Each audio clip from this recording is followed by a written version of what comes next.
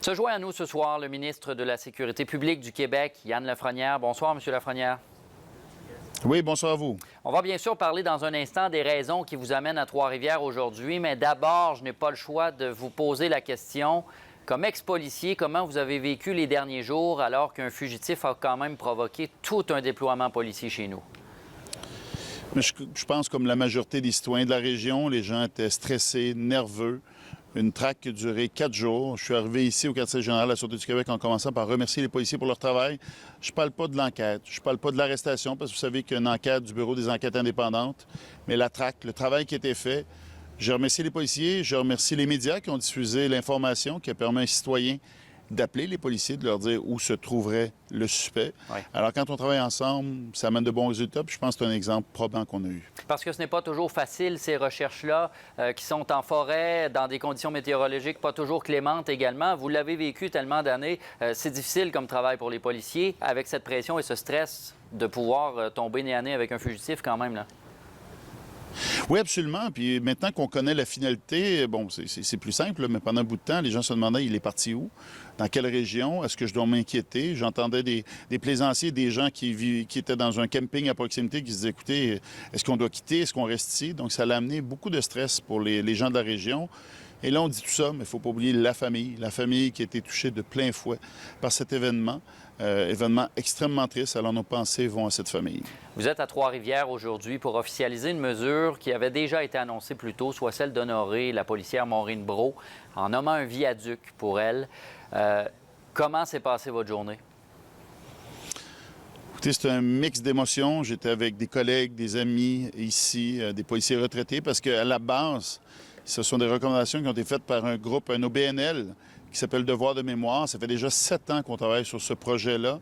Alors, j'étais soulagé comme policier, comme conjoint d'une policière, comme frère d'un policier, comme beau-frère.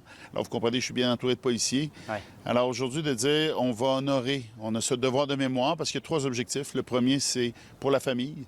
La famille pour se rappeler l'être cher qui a disparu. Le deuxième, pour la grande famille policière, c'est aussi un rappel, c'est un but éducatif aussi pour les policiers, de se rappeler des dangers du métier pour être à tous les jours extrêmement prudent dans le travail qu'on fait.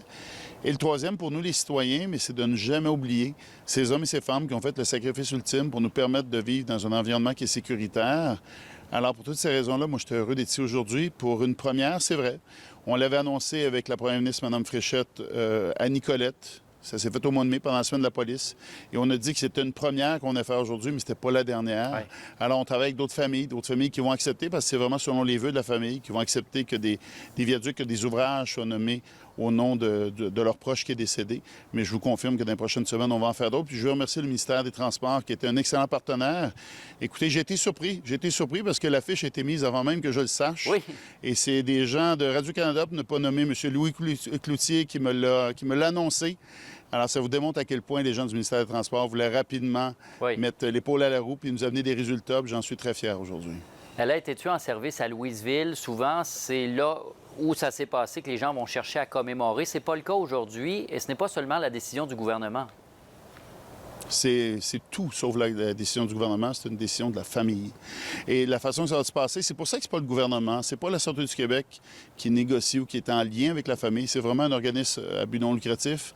Donc l'organisme s'appelle Devoir de mémoire, qui rencontre la famille, qui les appuie, qui les écoute. Et c'était le lieu qui était le plus significatif pour la famille, puis c'est ce qu'on a respecté. Alors, dans certains cas, ça va être le lieu de naissance. Dans d'autres cas, ça va être le lieu où l'événement s'est produit. Dans d'autres cas, ça va être un lieu significatif, en l'occurrence à proximité du quartier général de la Sûreté du Québec. Mais c'est une demande de la famille. Et dans tous les cas, peu importe le lieu, l'important, c'est le message, c'est le devoir de mémoire. Monsieur Lafrenière, merci d'avoir été avec nous ce soir. Merci à vous. Merci d'en parler. C'est extrêmement important. Merci.